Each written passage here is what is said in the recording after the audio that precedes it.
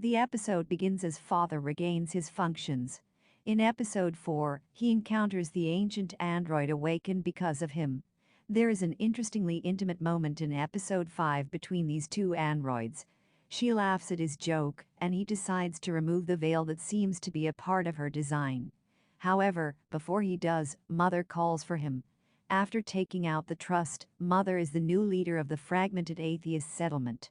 Holly has left a message for her and Father before joining Marcus and his followers. She dubs them her kidnappers, which they are, and tells them that she is now with her people, asking them not to try to find her. However, unlike Holly, Mother knows that Marcus doesn't have any mystic powers, so he will not be able to protect one of her children against the dangers of Kepler 22b. As a result, she sends Father to get Holly back. In turn, Father makes a deal with Lucius. If the Mithraic helps him retrieve Holly, he can do anything to Marcus and his followers. Can Sue now hear the voice or the signal? Is it really Soul?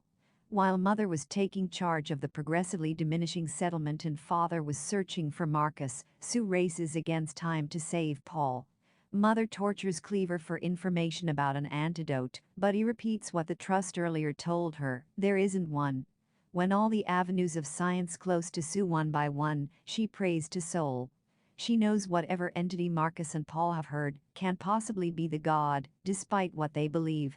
However, she also knows that the entity is real and has been sending the signal. As the audience, we are aware that it's the same entity that communicated with Mother and caused the birth of the serpent.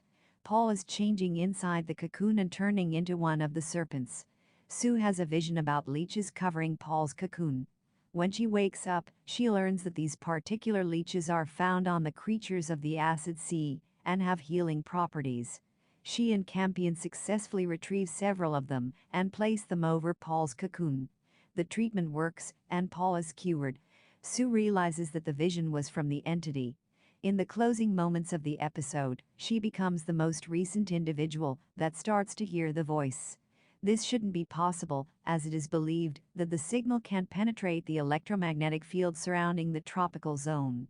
Given that Sue now can hear it, the signal was either stopped intentionally and the electromagnetic field had nothing to do with it, or Sue has a special connection with the entity.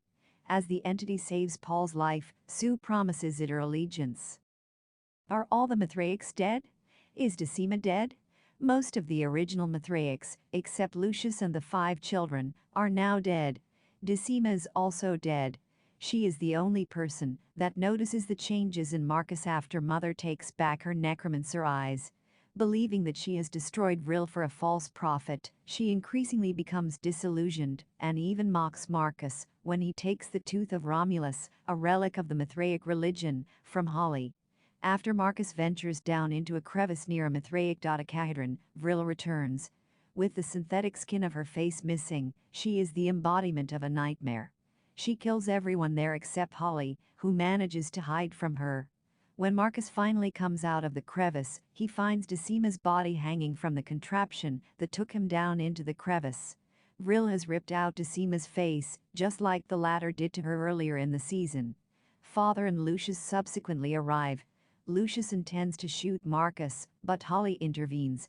Eventually, Father convinces Lucius to take Marcus back to the settlement with them.